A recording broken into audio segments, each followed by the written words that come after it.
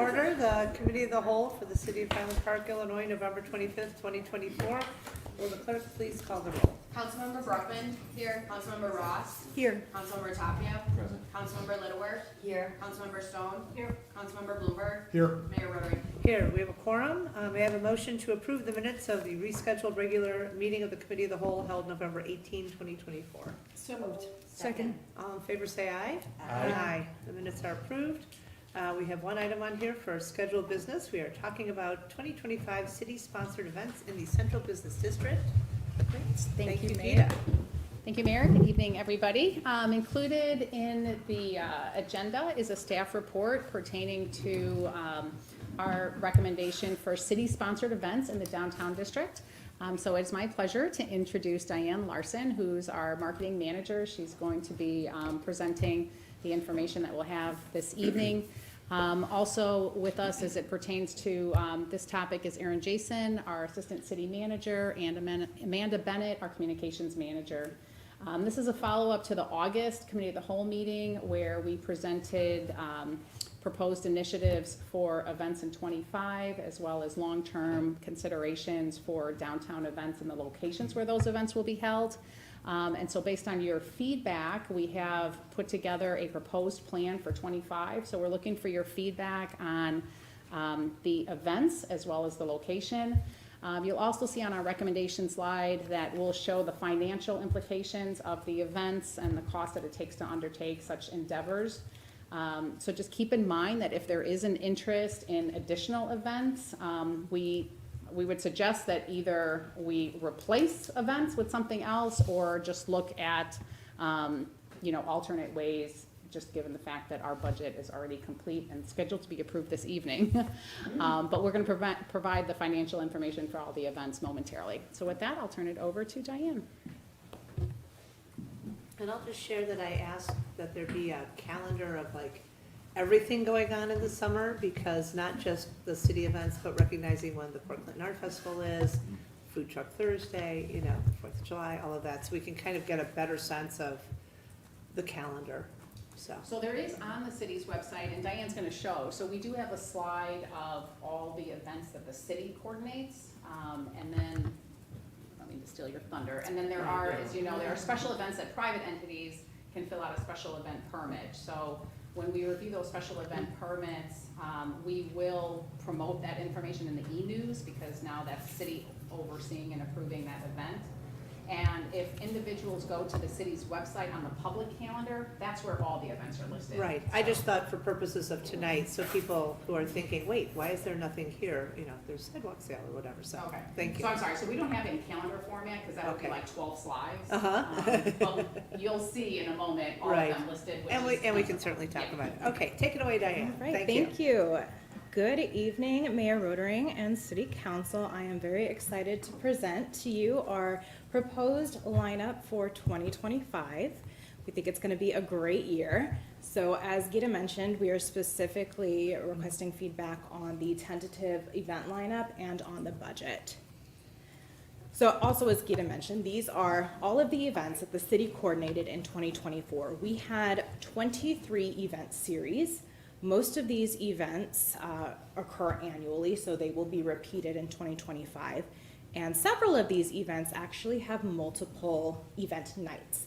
So when you count all of the individual event nights, we had more than 4 dozen event days that the city specifically coordinated in 2024. And in addition to that, the city also processed more than 50 special event permits and then in turn helped to amplify and support those events themselves. So it was a very busy year in 2024. These are the major events that were held at the Lot and Port Clinton Square last year. Taste of Highland Park, we had 7,600 attendees. The Bitter Jester Music Festival grand finale saw 3,200.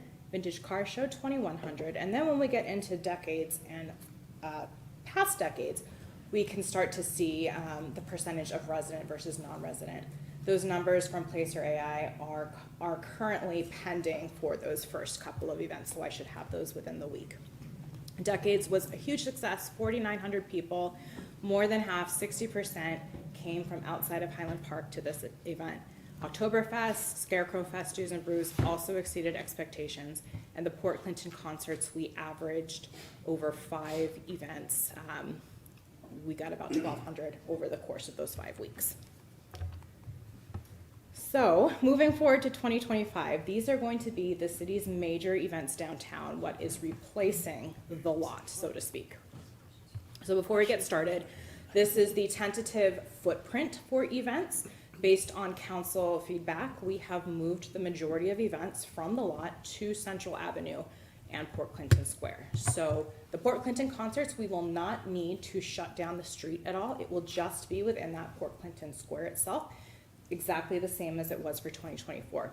For the Taste of Highland Park and other large-scale events, we will have to shut down Central Avenue between 1st and 2nd Street.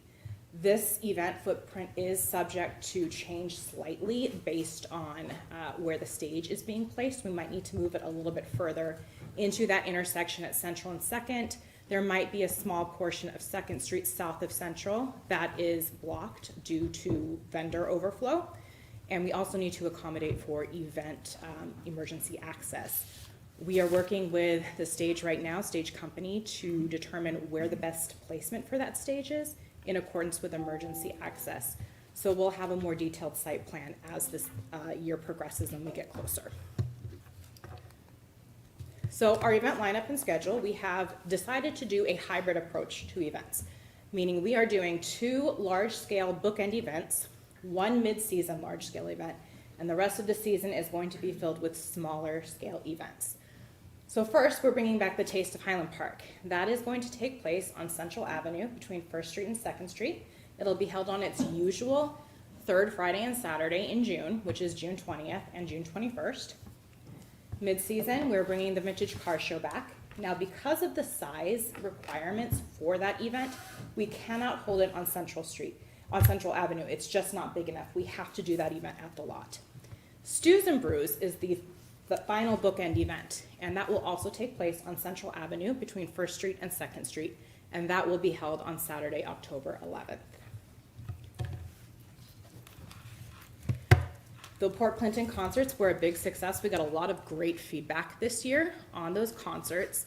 So instead of just doing 5 weeks, we are doing 10 weeks. These concerts will kick off in July, and they will end on September 26th with a finale event. Now there's really exciting component to this finale event. Because Scarecrow Fest was such a big hit, we had 2,300 people at the lot, but downtown we saw 13,600 people downtown for one day. And to put that into perspective, we normally on an average weekend day see about 7,600 people.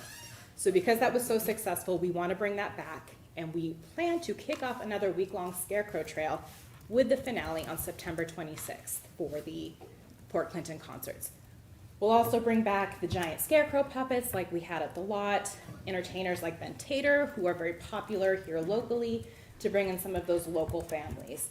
That event might start a little bit earlier than the 6 to 8 p.m., which is standard for the Port Clinton concerts, just so we can accommodate more time. There will also be another contest for Best in Show.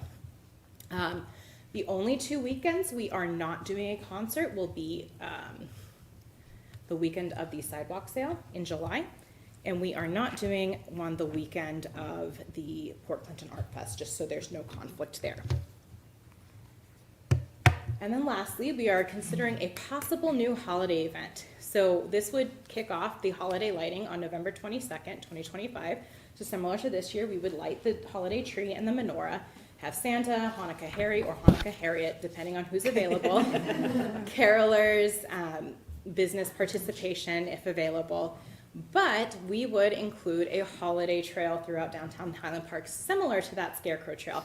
But instead of scarecrows, these would be either giant gingerbread forms or snowman forms or something similar that businesses can decorate and people can spend the entire week traveling downtown to see. So we'll touch on these each points a little bit more in depth momentarily, but just so you're aware, we do see a reduced budget from 2024 to 2025. Some costs did increase, some reduced, but overall there is a reduction, and I'll go over each of these in detail in just a moment. So looking at 2024, I still have a couple of invoices that are pending, but overall, I believe this is where we are going to be. I feel confident saying that this was our budget impact for 2024 for both the events at the lot and events at Port Clinton. You can see broken down what we spent in each category. So for the lot, this was 6 different events and then 5 events at Port Clinton, 5 concerts at Port Clinton. Looking forward to 2025, these are our estimated budget impacts as well. So you see, we have reduced by about $14,000 here, a little over $14,000. And of course, the city plans to offset these costs wherever possible, things like sponsorships, applying for grants. I have a meeting with our business development specialist, Corey, later this week to research grants that we're going to be applying for 2025. We will continue to partner with the Business Alliance, and staff is going to continue taking on roles that were traditionally outsourced to save money as well. So here's a side-by-side comparison of the 2024 budget versus the 2025 proposed budget. So it's a difference of $14,650 less that we're spending in 2025. So when you look at this, you might say, well, we have so many fewer large-scale events in 2025. Why is this budget not significantly lower? There's a couple different reasons for that. One of them is event management. Our event management partner, Ripple Public Relations, we're meeting with them tomorrow, has requested an increase in compensation for 2025. That's something we will discuss with them tomorrow. Our marketing costs are also increasing. For 2024, we were able to save a significant amount of marketing dollars by patching over banners, the street pole banners on downtown and on Central Avenue, and also by reusing banners for the stage. Because events are not happening at the lot this year, we have to rebrand all of our banners. So we have to reprint new banners. So that is quite a large cost. Our entertainment and decor did reduce because we have fewer events. Security costs slightly increase because the event footprint for those 2 large-scale events is different and larger. And our contract with Armed Security does have a slight increase for 2025. Infrastructure did not change at all because there's, again, several different reasons for that. In preliminary talks with Scaretta Enterprises, which is our maintenance contractor, they have stated that rates will stay comparable from 2024 to 2025. However, because we are not storing infrastructure at the lot, we have to load it or have Scaretta Enterprises load it onto a truck, pull it out of inventory, load it onto a truck, transport it to and from each event. That is a significant cost increase. We also are looking into renting restroom trailers. Those themselves are quite expensive. And instead of just leaving portalets at the lot season long where we clean them out between events, we're gonna have to transport them between events. Stage costs will be lower because we're doing fewer events. And we also are looking at increased, as I mentioned, increased marketing and increased incidentals because we have a few more events at Port Clinton than we do in 2024. So going back to this footprint, staff plans to continue to keep local businesses informed and stay in communication with them, as well as other community stakeholders throughout the 2025 season. And we'll take that feedback into consideration when we are planning for the 2026 event season.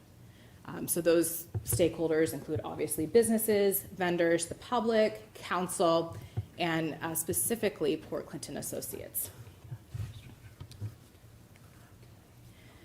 So before we get into the feedback, there was one more thing I wanted to mention. Let's go back real fast to that event lineup. So as you see, we are doing, instead of a whole series of events, we're just doing these 3 large-scale events. One thing I did want to point out was the reason we are doing, or we chose these 3 specific events. These 3 events are well-established, they are well-attended. We are doing Stews and Brews instead of Oktoberfest. This was something that was brought up to me that I wanted to share with you for a couple of different reasons. One is date considerations. Oktoberfest itself ends on October 5th. The date that works best for our end cap event is October 11th. The weekend before is Highwood's Pumpkin Fest, so we would not see great attendance that week because so many people would be drawn outside of Highland Park. A little bit later into October, we start getting into religious holidays. A lot of people are not in town for that, and we don't want to, have people have to choose between what to do with their family or an event. Weather starts to get a little iffy, and we run into Halloween. We also noticed that there were multiple October events throughout the region, but Stews and Brews is unique to Highland Park. Somebody who wants to go to Oktoberfest can go to Oktoberfest anywhere, but if they want something unique, they come to Stews and Brews, they come to Highland Park. And lastly, Stews and Brews gives us the ability to bring in a more diverse lineup of entertainers. So these are entertainers that are going to appeal to a more broad range of attendees. We're talking, tastes, backgrounds, ages, all of that. Whereas with Oktoberfest, we're kind of stuck with traditional Bavarian music and one or two headliners. Stews and Brews, we're not married to the blues aspect of it. And in fact, for this year, we are looking to kind of expand, branch out, and make a more diverse musical lineup for Stews and Brews. Taste of Highland Park as well. So with that being said, we are excited to hear council's feedback on the tentative event lineup and the budget. Okay.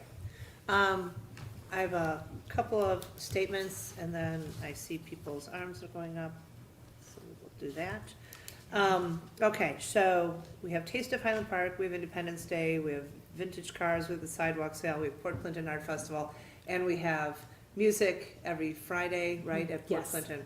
So a couple of questions that I had, because I heard about the storage issue, is there any option to rent space from Port Clinton Associates so that we can store essentially on site and not have that excess cost of hauling in and hauling out? I mean, I know there's some spaces kind of in the back part facing Optima that might be empty and available, and if we could enter into a lease with them to kind of have our stuff there, that might help us. Has anyone looked into that? That is something that we discussed internally as staff, and we can definitely pursue that further with Port Clinton to see what those costs would be. We would still have those initial transportation costs, Oh, for but sure. that would be the But same then as you're it not was back and forthing for every- 2024. We Yeah. can definitely look into that. We Right. need to make sure that there is enough space available for the infrastructure that we have. We have quite a bit. Sure.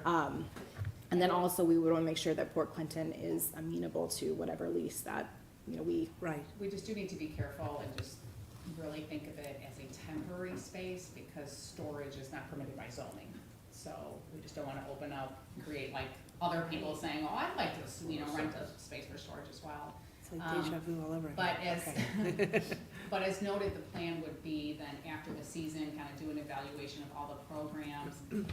If there's continued interest in support of the layout and everything that we have planned, then looking at long-term infrastructure investment, which would provide for storage someplace nearby. Very cool. All right, I'm gonna continue on my infrastructure drag for one more second.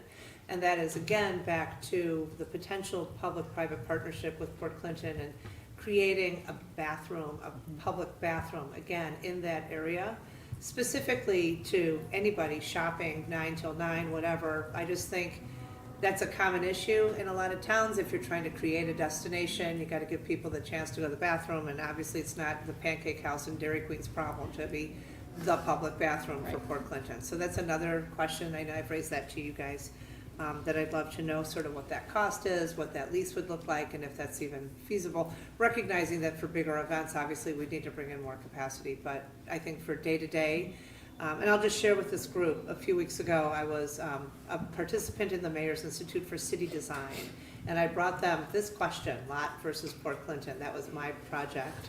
And the greatest comment that came from all of that was, plan for every day, not for Easter Sunday. Plan for day-to-day use in this area, not just the special event use. So I'm gonna come back to you with more ideas from that, not now, but just wanted to bring that in. A couple more questions. I know Jeff Hubler at one point brought up the question of a bar option in Port Clinton, and I didn't know if we could expand on that cool idea and have sort of a pop-up host for our restaurants. You get this week, you get this week, and sort of feature them as sort of a go-to place right Yes. on premises. So that is something that we are planning to do for those Port Clinton concerts. Oh, great. Opening that Okay. up to local businesses to be an on-site vendor. We Okay. did have, for a couple of the concerts, we had, I think, Ravinia Brewing there and maybe one other vendor. So we would look to expand that as space permits for Great way to 2025. promote our restaurants, great way for people to kind of just have something right on site and also kind of cross-market. I did want to say, we did do a huge dog fest in Sunset Park. I read that in the packet. It was a big success. Everybody brought their dogs, vendors galore. It was a total celebration of dogs. Annette will not be there.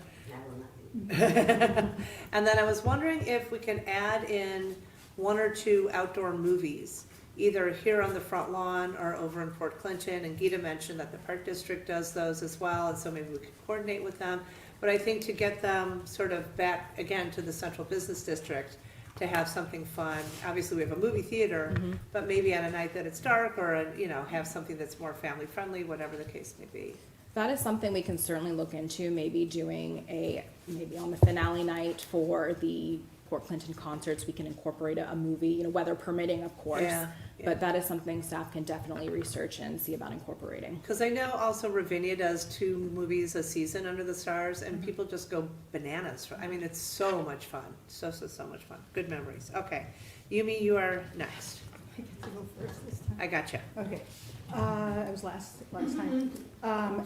Some comments quickly about some of the things that you said. First of all, actually, I want to start off by saying thank you to staff for all of this, for just embracing this, and also to council for supporting this. It's really exciting, along with the great things that are happening with our restaurants. It just feels like energy and good things. The comment about the scarecrow, which seems like it was a gigantic success, but that I meant to add this to my list. It seems like a really exciting idea to do a scavenger hunt throughout the city. And I think of it because there's a big one at the university that my University of kids went. Chicago Yeah. has it. Yes, Gab. But we could do that throughout the city and bring Right. people all over. That would be I want to do great. the citywide capture the flag, but nobody's up for it. The car show, I wanted to make the comment that could really happen anywhere. I mean, it was at the Historical Society House. And Yeah. a lot cooler event because there was, grass and whatnot as opposed to Right. being in a parking lot. But anyway, that could happen anywhere. I had add food and beverage to Port Clinton Square, but you're ahead of me there. And for some of our bigger events, Taste of Highland Park, good Lord. If we could have, entertainers around too, I mean, mimes, I don't know, people doing, fun things that, but that could be at Port Clinton Art Festival too, but in any event. I wanted to ask, after that plan, the proposed infrastructure investment will be considered with Port Clinton Associates. Who are they? Do they have to approve anything? What are the rules and regulations governing the square? Are there any? And I'm a little worried to go through my entire list, so I'm just going to go through my entire list and then just leave it to Go okay. for it. Because I know other people want to speak. I want to say, why wouldn't an urban designer or architect be involved? I believe we need a real design plan. We were prepared to spend $6 to $8 million on the lot. We spent $50,000 to $60,000 on the Lakota Group to do a plan. Likewise, we need to invest in good design and a plan by outside professionals with proven success working in other cities. I really wrote this out so that I could, Yeah. And that's coming from this Mayor's Institute for City Yeah. Design. There's a follow-up conversation Okay. with architects, urban designers, and landscape architects. And in putting the 2025 schedule together, part of my question is, I mean, you've answered it somewhat, but why do the same events? And I emphasize here, it's a different venue, it's a different space, different scale of space, and that there's so many great, entertaining, creative events we could do in smaller spaces than the lot. Some ideas, and I wrote out a list: poetry slam, comedy, small plays, mini musicals, opera. I say opera because I think of Del Rio, if anyone's been to that. Right. It's such a fabulous thing, with civic opera singers singing. Puppet theater, magic acts, smaller bands. I don't know if anyone's familiar with the Chicago Rhythm Project. Tap dancing, but very cool tap dancing. Talent show, our own North Shore's Got Talent kind of thing. Modern dance ballet. I thought of Indus with Bollywood dancing. ethnic music. That was the end of my, those are all sorts of, really fun, smaller events but that could be really impactful. Right. And I'm almost done here. Time is of the essence. Could you please share how soon a plan would be in place for directional signs? I mentioned that at last committee of the whole, we need an ample amount for parking underneath Port Clinton Right. Square. We have plenty of parking available, but visitors don't know or forget about it. To maximize how well this new events plan works, drivers need to know or be reminded of where it is. And I will say for the lot, many people park east and further north, so when events ended, I observed they simply walked back to their cars, not to where the retailers are. The designer the city hires needs to take a look at getting rid of the step-up platform on the Squares Plaza to make it level. I have a theory about why they was done, but I'm not sure. And lastly, well, that's kind of it. I think I'm done here. I did want to mention that Wilmette shuts its Main Street down every weekend during the summer. They have concerts on the corner. I forgot what it's called. I looked it up. This is tangential, but as I have mentioned before during committee of the whole, the lot is, prime real estate. At some point in time, we could be looking at mixed-use, transit-oriented development, apartments, offices, retail. No matter what events we put in it for a handful of days each summer, 3/4 of the year, it is empty when it could be contributing year-round to the economy and vitality of the city. And this was actually an email I was going to send, but I just read it all here. And that's my main thing. Thank you for listening. So are you, in terms of the event lineup and schedule, do you support it? And the budget, those are the two questions. Yeah. Like you and I are kind of adding a bunch of other stuff. Which Right. We're fine, but. I mean, the budget, yes, I do support. I'm glad to see that it's at least comparable to what we've, had in the past. I think it's a really, really worthwhile investment to make. And I want to add in, I don't mean to keep referencing Indus, but they're right there opposite Portland Square. And they said that they thought that they were dreading the Portland Art Festival and that it was quite the opposite. It was Right. a boon for them. I heard that from several restaurants. yeah. People, So I think Loved this it. is really exciting. I support that. I have some issues with massaging the schedule. I'm not sure that we need to be some of them are very food focused. In any event, I have some issues with the lineup, but if this is a transitional year, which is what it sounds like, right? Right, it is, and so my understanding from Gita is that the more sort of infrastructure-focused piece of this conversation will come after we've done this summer of how are people responding and what are they looking for and what do we need. And Is there room to add some of these? I mean, it sounded like you were asking for feedback. Right. Or substitute. Or substitute, Yeah, yeah. of course, absolutely. Yeah. So just a couple of just notes from your questions. So in terms of rules for Port Clinton, in terms of events, it's our property, so we Okay. can have events there. That open space is our property. The open Anything space, that's right. vertical is not. Got it. Right. As a matter of professional courtesy, certainly we're in regular communication with Port Clinton Associates. So that's that. The directional signage is in place. Actually, Director Bannon and I have already looked. Plans are underway right now to put improved larger signage on the staircases going down the glass enclosures, just so it's crystal clear where the pedestrian access to the garage is. And then we're working on a directional wayfinding sign Drivers. plan. For drivers.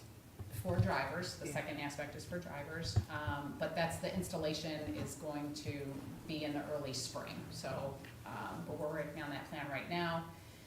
In terms of like mini musicals, opera, puppet theater, talent show, we have HP Poetry in town, so my suggestion is really to look at the current organizations that we have and see if there's an opportunity for a partnership.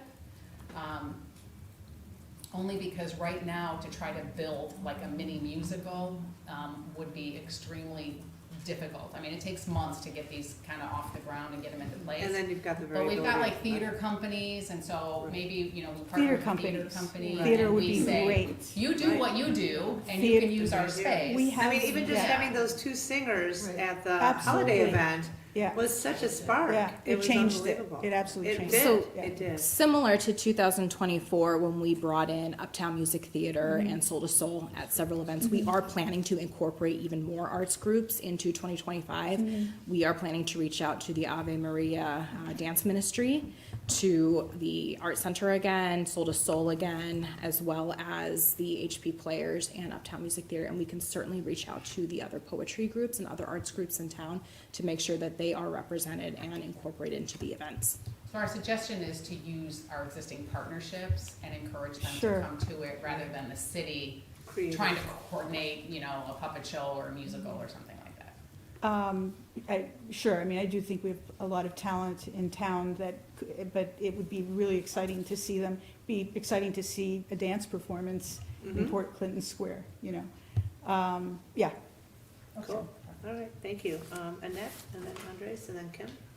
Okay, so, a couple things, could you put up the slide, please, of the 2024, events? Yes, all of the events or The just 48? No, the calendar, no, That big one right ones, right, That one. that's great. Oh, this one right here. Okay, so a couple of questions and then a couple of comments to get to the answer, as far as budget and finance. Uh-huh. So, Mayor, so as far as the budget goes, that question's answered. So Taste of Chicago, of Highland. Can't tell where my mind is. Taste of Highland Park. So you all had done some numbers in the past of what Port Clinton can hold and what the lot can hold. Do you have those numbers here? I don't Or do have you them know- in front of me, but we can certainly send them out right after this Okay, meeting. so one of the problems I had with this is I don't wanna see some of these not be done. I just checked the Jewish holidays, for example. They are not in October next year. It ends like October 3rd, Right. so I don't think there's a conflict. I think that by the numbers, you can see that Stews and Brews and Oktoberfest, while they're not at the 7,600 of Taste of Highland Park, I really hate to lose one of those events. And while I don't want to do it at the same time as Highwood, I would really urge you to not lose it, and frankly, to answer Councilmember Ross, because I think it was a really good point to bring up. I think there are certain events that this town is really looked to for. And we have built these to be really good, and one of the reasons I was upset that we've walked away from the lot so soon was because I think it takes time. If you look at what happened with Thursday Food Truck Night, it took 7 years to get to where we are now, which is a wonderfully I successful think thing. it was pretty quickly successful. The numbers were not nearly what they are now. So all I'm saying I is, think we had the capacity though on Central. So- That was, so that's what, based on how it's we've made the configured. decision, and so Yeah. I agree with you. I don't have a problem I'd with love to that see the for this numbers. year. Yeah. But I don't want to lose some of our large events. I mean, Decades is relatively new, but it was such a success that that's wonderful that it's included. But I personally do like the larger events, and I do think we've become somewhat of a destination for them.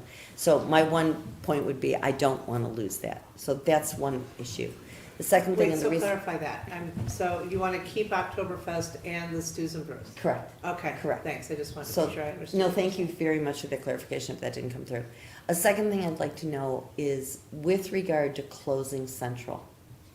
And I have no problem, I love the idea of the Friday nights and having all the events at Port Clinton. But these really large events, and this is why I would have liked to have the numbers, I want to know what can be hosted if it was just in Port Clinton. Because if there's one thing that came through loud and clear from our businesses and vendors, and I think in the end it was a wonderful thing because look at the beautification on Second Street, but closing the street is really tough. So my question to staff would be, when do you have to close for these large events? And when would you reopen Central Avenue? Like, is it, Friday at 4 p.m. until Sunday morning at 9 a.m.? When would you be closing My Central? recollection was that it was the day before the event and that it would have to close, and the day after the event, they would have to finish cleaning up. So it would be like, if it's a one-day event, it would be like 3 days or 2.5 days that it would be closed. But let's step back for a second and recognize the goal that I understood from these events was sort of twofold. One was vibrancy for the community, but the Correct. other was economic development, bringing people in to show them our neck of the woods. And again, I don't mean to give too much credit to this Mayor's Institute for Design. They came, so they were architects, they were professionals from various universities, and then they hold this summit with the U.S. Conference of Mayors and the National Endowment for the Arts. It's kind of a cool thing, and it was free, so I got to go. But they came to see the lot. They walked all of the Central Business District with me, and they looked at Port Clinton. And their comments about the lot were, this is hemmed in by a train, this is hemmed in by a memorial, it is very hard to see where the entrance is, it's too long and skinny, and you should be using the and literally we were in the middle of redoing Second Street, like we couldn't get down Second Street without another person going, when is this done? And they were like, when this is done, this will create, not just on Central, but on Second, Yeah. this vibrant portion of the Central Business District. So I appreciate what you're saying, because we don't want to make it so hard for people to come, but by the same token, they have, I think it was like in the 450s for just the Port portion Clinton of area. Port Clinton. Right. But 450s, like So like 450-ish 450 people Oh, could okay. Right. fit in Port Clinton, and Right. then I think it was like 1,600, maybe a little bit more than that on Central. But my understanding, again, from how we would stage these, is you would do it in a way that you're using all that area. You've got, Second Street with all that other space for people to be in. And so if you have music at the corner of Second and Central, you're not just sitting in Port Clinton listening to a random dude on a tiny stage by the mailboxes, but in fact, you're now bringing life to that whole centralized portion that we just put $11 million into. Right. So I understand where you're headed, but I think it's almost like an apples and zebras comparison at this point, because we've got a different configuration and a different opportunity, frankly, to bring people to the very area, rather than hemming them in behind the, and I understand we talked about the $6 to $8 million plan for the lot, but if you're over there with the train and the memorial and the banks, I'll just use this as an example. I don't mean to take up everybody's time. When the Port Clinton Art Fest came and we were having the artisan market, and Amy Amber contacted me and she was like, how on earth could you have the artisan market at the same time as the art festival? And I said, I don't think it's gonna be a problem. And in the end, I think there were maybe 12 people who went to the artisan market on that day. It I'm was looking at poor horrible. Erin. Yeah. And it's like, here you had thousands of people swarming in that very area, and nobody even made it into that. It just said to me, this is not the right location, and we've had that conversation Well, already. and I recognize that, but that's why I want to try and preempt some of the problems with Port Clinton at this point, which is why Right. I still want to know, like, if it's a 2-day car show, it's at the lot, so there's no problem with it. And all I'm saying is I'd like to see some of the events potentially still, 7,600 people for Taste of Highland Park, to not be using, was it at the lot last year? It was. Okay, 7,600 people, not to be able to bring them all the way from Green Bay across all our streets on Central and to close off our street. But we had But we've Taste done of it. Highland Park for 20, 30 years on Central. No, I know, I'm just saying, I think it's a model that I would still like to see more of a hybrid for this year. And that's why I'm asking for those kind of numbers. The 450 helps me a great deal. Sorry about that. Taste of Highland Park is a 2-day event, Yes. and so when would you have to close So Port Central? Clinton, Central would need to be closed that Thursday, so the On day Thursday. prior. And when would it open? It would have to be the early morning hours of Sunday. Sunday. So Yes. that's, okay, so that's not as terrible. So it would be open on Sunday at least. Yeah. Assuming that everything goes according to plan and there's no major issue, yes. The vintage car show is 2 days? One day. Okay, And that's one at day, the and that's lot. in one It place. doesn't include a street closure. Okay, decades, 1 day or 2? Decades originally was gonna be 2, we moved it down to 1 day. Okay, so that helps with the central closure. That's all I'm And asking. Gita's got the numbers you're looking for. Okay, so that's a So big, at the August committee, of the whole, we presented a chart, we can resend it to the council, so square footage central between First and Second is 13,000, the lot is 16,000. When we estimate attendance, Central is 1,400 versus 2,000 at the lot. But that's including the street with closure, correct? Closure. Oh, yeah, Mhm. absolutely. Yeah, Port Clinton by itself is 3,800, 3,900 square feet. It's, the attendance seated and standing is 475. So when we're looking at kind of comparing the lot with Central closure, and again, square footage is 13,000 versus 16,000, 1,400 attendance versus 2,000 attendance. And if you have the combined street and Port Clinton, then you're at about 1,900. Comparable. Huh. A lot, right? Once you add the Second Street. Once you add the Port Clinton and Central, it's about 1,900 versus 2,000. So not a huge difference. Okay, so then the only other thing, I did want to sort of Oh, sorry, go ahead. piggyback on the mayor's comments, because I think it's really very important. I really advocate for public bathrooms in the downtown area in a big way for us to consider in terms of infrastructure. Thanks. And whether, I think that's a wonderful point. I think the main thing that people would say, whether it's at the lot or anywhere, is this is Highland Park, how are we still using porta potties? And when are we going to get to the point where we're having a nice structure that is public bathrooms? And walkability, I mean, frankly, I still love the plans of the lot. So even to have them over there, it's still 2 or 3 blocks. That doesn't bother me, that's not the kind of cost that comes into play when you're talking the infrastructure movement in terms of stage and setup and everything else. But the bathrooms, I really want to thank you for bringing that one up. And there was one other thing that you said that I thought was really great, but I guess We'll that's be here what I all got. night. Yeah. I'm just kidding, not all night, hopefully. Andres? Yeah, I want to, I'm trying to compare apples and apples with the attendance estimates for 2025, because we're eliminating some events, but then we're adding more to the Friday night thing. Right. I just did back of the envelope here, my numbers may not be right, but it looks like, if you look at the total, we're looking at 2024, we had 23,600. In 2025, it turned out to be 16,800.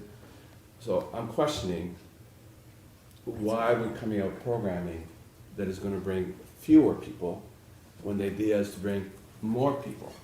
So I like the variety, I like the fact that it's gonna be pretty much every Friday. I think people look for that, hey, it's Friday night, let's go Let's there, go, you know? right. So that's great, I love it. So I'm not saying that I don't like the Portland Friday nights things, but I'm looking at the totality of the audiences, and if it's about vibrancy and bringing people for our city, but also from the outside, and we have 60%, 57%, 53% from out of town, which I think is meeting both the residents' desire for vibrancy, plus our merchants and our cities want to be a destination. This seems to be going backwards in terms of that objective. So I'm really troubled by the fact that we're gonna have fewer people. I do like the variety, but, I don't see decades on the 2025. Right, That Decades brought and in- Oktoberfest, it's, Yeah, I think, are the those two brought big ones. out really big numbers, and in fact, that was one of the biggest ones. It was not Stews and Brews, it was Decades. Mhm. Yeah. That didn't push about 5,000. So I'm really troubled by that, so. Well, maybe use a different word and say, I would recommend that we bring it back. Yeah. You know, because the question is, what do you want to do? Well, no, but I don't wanna, Yeah. let me say it this way. Excuse me, are we not doing decades? Did I miss No. that? We're not. Oh, Right, so I that's, don't mean that's to the interrupt you question. completely. Well, let me, yeah, so. Yeah, so go ahead. Okay, I can rephrase it, but my point is, I'm not gonna necessarily make the case for decades. It could be the right thing. Uh-huh, I'm making the case that we are not bringing as more people, we're bringing less people this coming summer than that. So whatever configuration we need to get to, I'm focused on the objective, to bring more people. Whether decades help us get that, Uh-huh. okay, fine, but right, that. or outdoor movies, or or whatever the something case else, may be, but- right. Yeah. So you support the lineup and you'd like to see more, Yes, and you support the budget, and obviously with Yes. more comes more. yes. But to that end, just to help these guys with their planning, because this was sort of just the first cut presentation. I mean, obviously the Well, rest we of do us need are. to move though. No, but I'm chiming in with movies, Yumi's got the opera and the Yeah. ballet coming, you can say decades, whatever you want, it's all good. Yeah, I'm just focused on that objective. Yeah. We No, should that's not have fine. fewer people this summer. Well, Right, and I guess I would just ask, maybe kind of think about it in this way.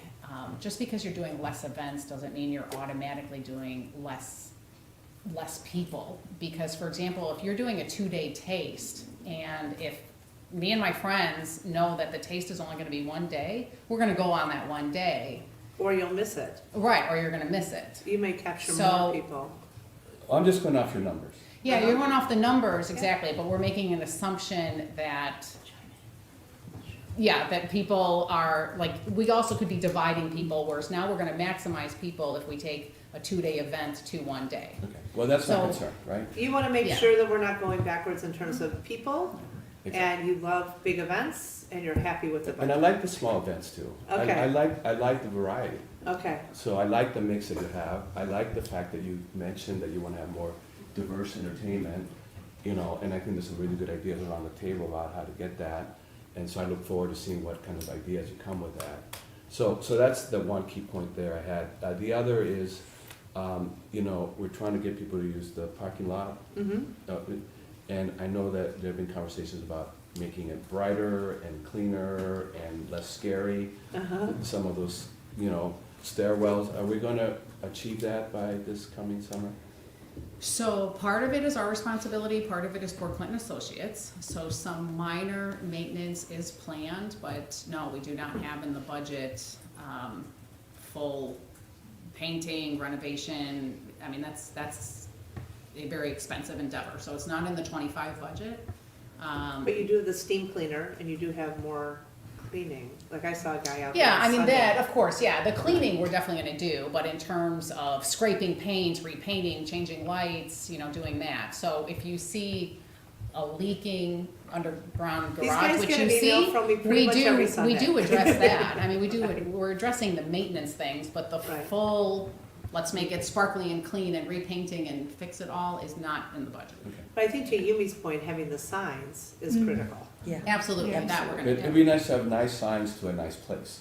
And a consistent experience, right? Or So- Ron and Gita every Sunday. I go to the 100%, pancake house and like yes. the garbage. Yes. There's somebody threw up. I mean, it's like nonstop, so, yeah. It is important. I'll just remind the council, we're doing 36 million. We did 34 Right. million this year, we got 36 million of a In this capital plan budget, next year. yeah. So, again, we've got a lot on our list, and so it is important. We'll plan it in as soon as we can, but I guess it's one of those things, if you think it is super important, we wanna reprioritize it, we just need to take a look at what are we And you not guys gonna do maintenance. It's not like they don't 100%. touch it up. Like before the art fair, I think, you guys restriped the stairs and kind of did some touch-ups. So Right. they just aren't redoing. Yeah, I mean, I think the consistency of experience, right, we have a very sparkly surface now, you know, and we're trying to get people to park underground because we have a little less parking, which is fine, and we have more parking underground. I think the experience should be consistent, right, great signage, surface is great, you go underground, and it's not scary or dirty or whatever, right? And these people are reluctant to park downstairs for whatever reasons, but the safer we make it look, the more attractive, the more consistent we look. The ecosystem, I think that would be important. Now, does it have to happen in 2025? I'm not making that case. But I think that we should keep pressing ourselves to really look at the Right. underground. So I would, for the public watching, I guess I would say, so in terms of lighting, it is adequately lit. It is a lit environment, there is appropriate signage, we do maintain it, but I think what you're looking for is almost like, let's resurface the downtown, let's change all the lighting. You're looking for a whole kind of redevelopment of the downtown garage, not structurally. That is not planned, but I guess I just wanna ensure we are gonna continue to maintain it.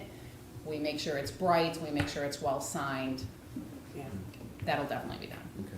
yeah. And then just checklist, I think public bathrooms, high priority, you know, I know we have to factor that in for all the reasons.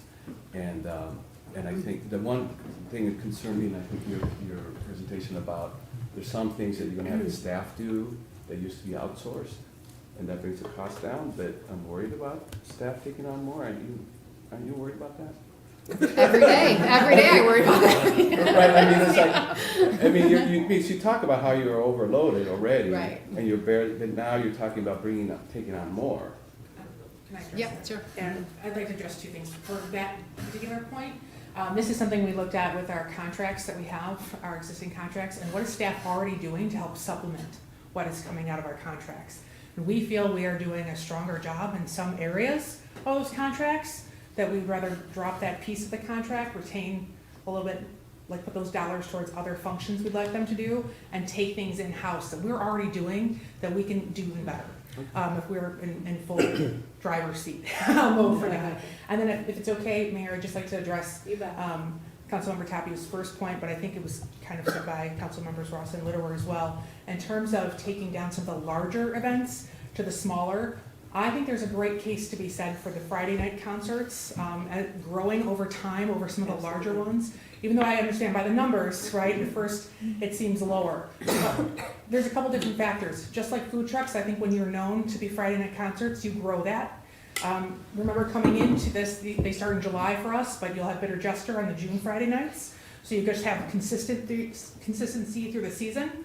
It also helps you retain your Highland Parkers who are going out of town on Friday nights for dinner. We have a great growing restaurant group in the Central Business District. We've always had great restaurants, but adding Indus right there, Danucci's right around the corner, hopefully some other future restaurants as well. That helps people make Highland Park their destination instead of leaving town. It also helps when you come downtown to Indus and you're having a great dinner and you say, oh, there's live music, I might stay. And then you find out that that's also next Friday and the Friday after. You might not come back to Indus next Friday, but you might come to one of our other restaurants. So I think this has a great ability to continue to attract and as well as retain our outflow of residents. So one key metric, and I'll conclude here, is as we do Placer AI, is keeping eye also on the out-of-town people. Because those numbers are fantastic. They and are. We really not want to diminish that. Yeah, absolutely. Thank you. Thanks, Aaron, appreciate it. Kim Stone, you're up. Okay, thank you. Sorry, my bad. No worries. So, is there an opportunity for the SSA to contribute to these events, or do they already, either financially or by promoting the businesses during the event? Great question. Yes, we can definitely have them help promote, and we can ask them if they are willing to help contribute any dollars towards that as a sponsor. But we plan to partner with them in one form or another. Because we do want to bring people to our Absolutely. businesses, so that would be a great partnership. I like the idea of using local partners to do some of the entertainment at some of the events. I think that's a great addition, and movies, love movies. Can we print banners that are more universal so they can be reused in future years? Yes, we actually discussed this earlier today, and that is the plan. Okay, both for cost and environment, because these things are not recyclable. The parking lot, I have a problem with a lot of parking lots. I don't have a problem with the Port Clinton parking lot in terms of safety or. Right, me neither. Yeah, I feel like it's a pretty safe environment there, so I don't, I think just as long as we keep up the maintenance, I think it's well lit, I think it's usually well populated. I It's pretty actually busy. have had trouble finding spaces down there recently, so, there's always a lot of people in there, which is good. Public bathrooms, yes. I wonder if we could do some sort of partnership with Port Clinton Associates where we rent a space and they maintain the bathrooms or something to that effect. And I think the budget is good, and, substituting some of these events or massaging them a little bit, maybe Stews and Brews has the Decades music or something like that, so that we have the best of the events that draw people would be great. Absolutely, and I'll give you a little sneak peek. We are in preliminary discussions about turning the Taste of Highland Park into the Decades Taste of Highland Park. So that would feature entertainers with music from the 70s to the current day. And of course, those entertainers would cross a variety of genres to make sure we're capturing a diverse audience as well. But why would we give up events that we know were so successful and put it into one? To the other point, it's not even like about one day where if Decades had been 2 days and you bring it down to one, you go for that one day. If you just take it away or make it a part of something else, you've given up when 3,000 people came. A huge part of that is budgetary concerns. So because we are having to move the infrastructure, the cost rises exponentially to where if we wanted to hold these events at the lot, we would be more financially able to do it. Whereas doing them at Port Clinton introduces a lot of new costs. Only to my point that maybe I just want to go on the record because I didn't realize about Decades. I really apologize. I don't want to get back into it. But I really feel that leaving out Oktoberfest and Decades is a huge mistake. And if the only way to do it to keep costs down is to have it at the lot, that's what I would say is the hybrid way of doing them. large and small, because I love the smaller Friday and I want to build on that. But I also think giving up these big ones that people really identify with Highland Park is a big mistake. These are successful, beautiful events. You guys have cultivated them in a wonderful way. And if it keeps the cost down to do those few with the lot, until we do something else with the lot, why not use it? Or we can just find out what the cost is and do a Yeah. budget amendment and move on I'm our way just and see what throwing this it out council there to- wants to, yeah, so that's why that's the beauty of committee of the whole. I love Is it. Sort of I coming love up it. with an organic sort of, I'm gonna ask anyone who's already spoken to pause until I've heard from Marissa and Tony, and then I will circle back to you, so keep your thought, okay? Okay, I'll go quick.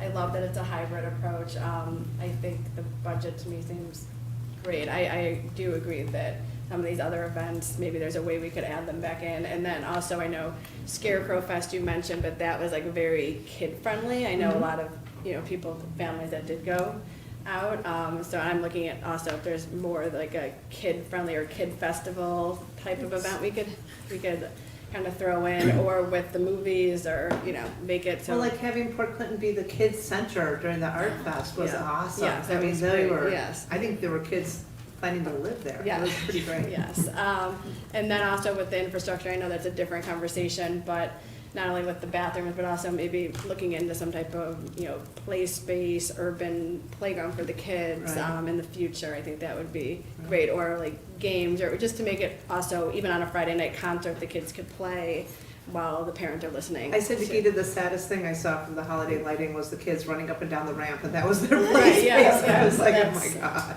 Yeah.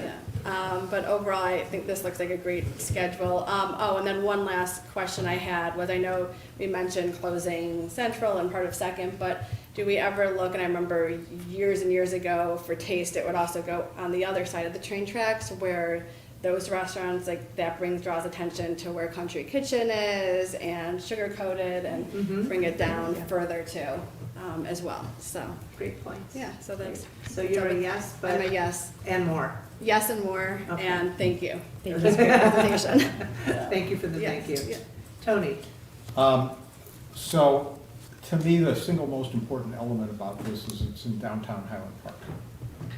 I'm not really concerned with the numbers. I'm concerned with people who are coming in from out of town, seeing our stores, seeing our restaurants, and being able to use those. And hopefully, if we're successful, the numbers may increase, but I'm also mindful of the fact that these events have a tendency to some degree that we can't really measure to displace our own residents from using downtown Highland Park during the events, because you can't get around, you can't park. But by having an event in downtown Highland Park where part of the downtown is closed off, it makes that area very walkable. And growing up in Highland Park, I remember when the entire downtown felt walkable. I hear comments from people, not only from my generation, but currently young people, who would like Highland Park to be walkable. And one of the things about these events is that you leave your car, you walk around Highland Park. So to me, that's the single most important thing about this. I don't pretend to be in the entertainment or entrepreneurial industry. I'm not really sure which events may or may not be better. You've heard from my colleagues which events they feel work better. I think this looks like a good lineup between larger and smaller events that have a potential to showcase Highland Park, to allow our merchants not only to be showcased as these events are occurring, but in many instances to participate in the production of the events as well. And I think that that's really important. So I'm good with the budget. I'm okay with the lineup. If you want to tweak it, I'm okay with that too. I'll be at many of these things. I agree the idea of public bathrooms is important. I do want to address the parking thing. I think long-term, not now, but assuming this works well, and I think we need to commit to it. This is what we've decided to do now, is to try to have our events in our downtown, our main downtown business district. We ought to think about acquiring space around the periphery of our downtown to set aside for parking. It's not something we can do immediately, and it's a very expensive proposal, but many of the other communities that tend to be successful with events during the more temperate months have easy access to be able to deposit your car, get out, and then walk into town. You know, we have sort of a limited season. We need to be able to take advantage of that. The garage, I agree, the garage we have is certainly adequate, maybe more than adequate. But I think parking that is around the periphery of this, just as we've learned in planning, that it's important to have more dense residential access, more dense residential development around downtown to get residents in downtown. It's important to have parking if we want people from the outside to be ready to come into Highland Park and know, oh, I can just park my car and it's a 5-minute walk to the farthest place I need to get. And I can get back to my car and I can get home easily. So those are my thoughts. I have a quick question. I'm curious to know if anybody in this group parks in the decks along the train tracks.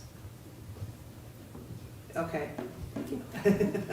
Because, I mean, that's right there, but not right there. Right. And so I'm not sure. Half of it's on the other side of the park, Sure. on the other side of the But tracks. still, that's not far. And Right. I'm not sure that people are gonna walk like from Sunset, if you had a parking lot over there, Okay. which we do, but that's for them. You know, if you move people over there, I'm not sure they make it across Green Bay Road. I think they're more likely to park in the, it used to be called the Spine. That's for you, Right. Steve. So there are a couple of issues. To get to the decks on the west side of the tracks requires passing through traffic in downtown. If you park On the- west of Green Bay Road, you gotta walk uphill. So Right. there are problems with that. Perhaps the periphery ought to be north and south. And Renaissance still is open to some Yeah. extent, right? So to Yumi's point of signage, I think that really would help. That's You know, we got a lot of, now sort of experiential uses, I'll just call them gyms, and that's, you know, people are pouring in the morning to work out, and that makes it harder to park, but people need to be aware that there are plenty of options, I think, pretty close by. This Mayor's Institute, somebody also said to me, a main street is 3 blocks.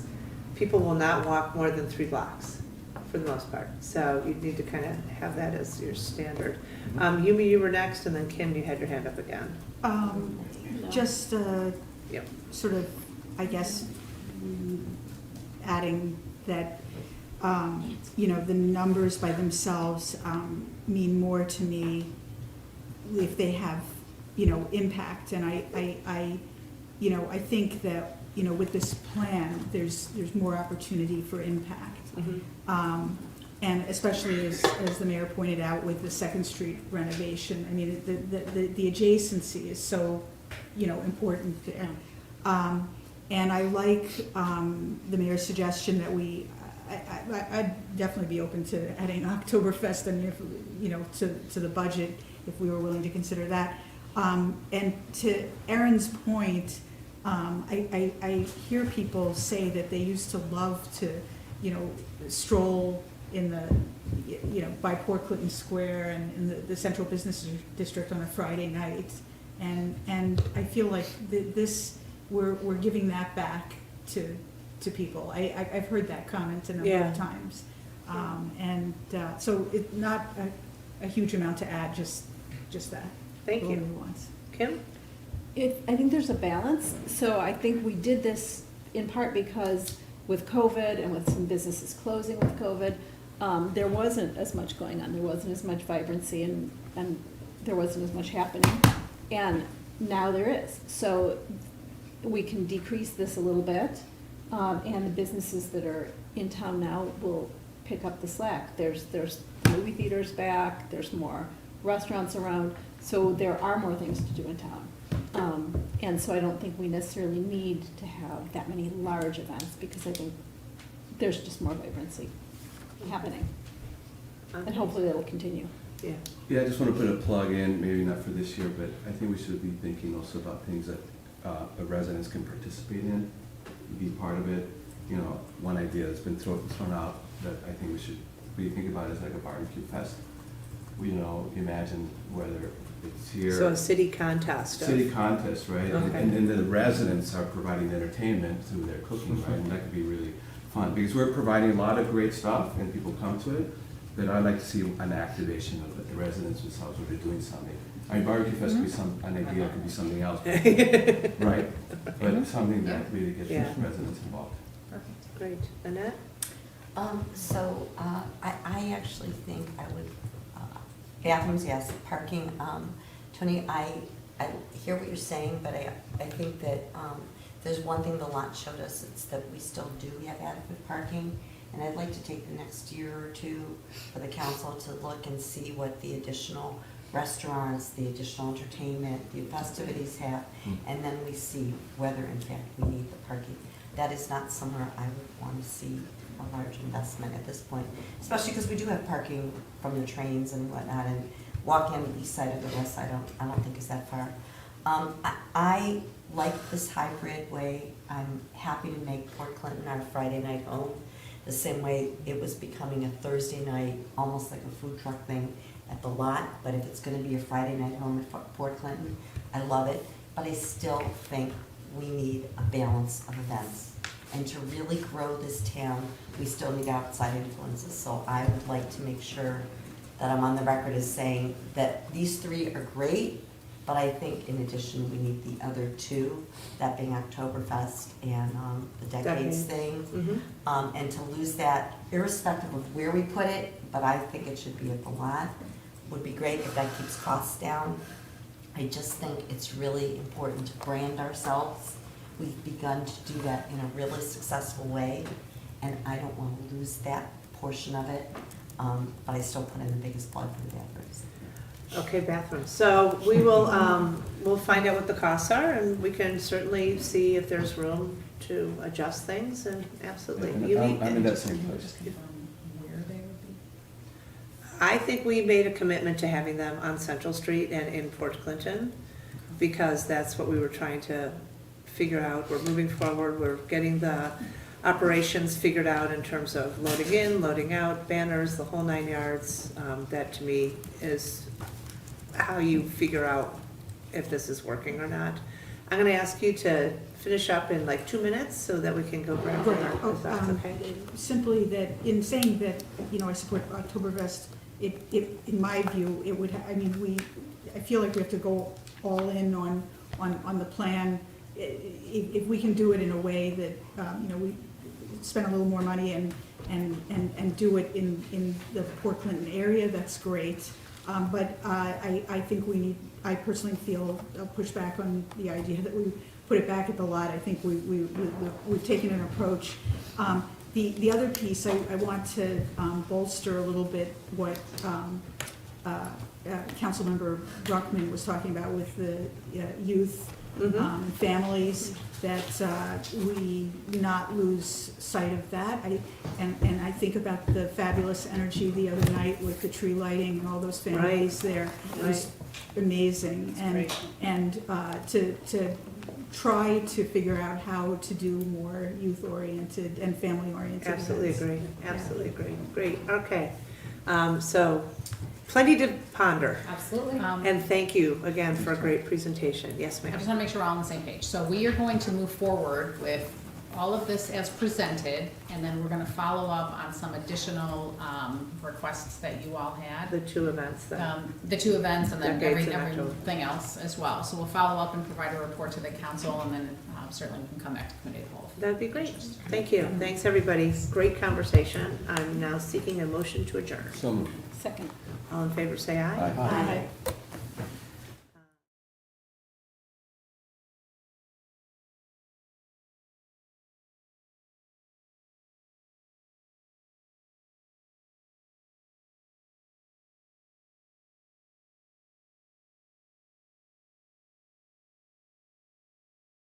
You can So- do it here. Can I ask for a motion to reconvene the committee of the Yes. whole?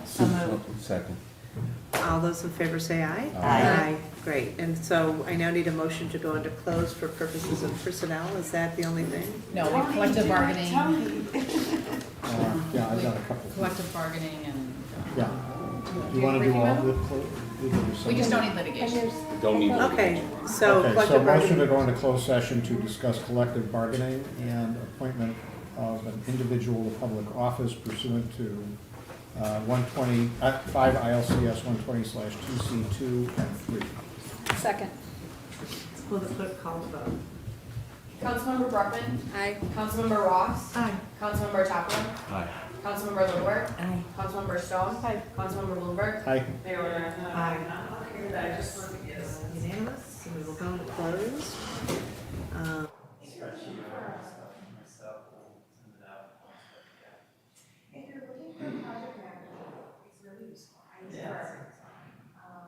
It looks like it's really good. Yeah. So I want to. Do you have like 2 minutes? I'll show you. Right now, but I do want to, I am interested in ISIS. All right, send me a time that would work into Zoom. Sure. Yeah. Okay, and that time, that's not.